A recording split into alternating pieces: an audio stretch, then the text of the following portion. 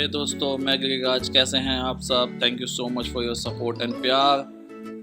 आज मैं आपके लिए लाया हूँ फोटोशॉप में बैकग्राउंड चेंज कैसे करें, और वीडियो के अंत में एक दूंगा छोटा सा मैजिक टिप्स भी। तो चलिए ज़्यादा टाइम ना वेस्ट करते हुए स्टार्ट करते हैं।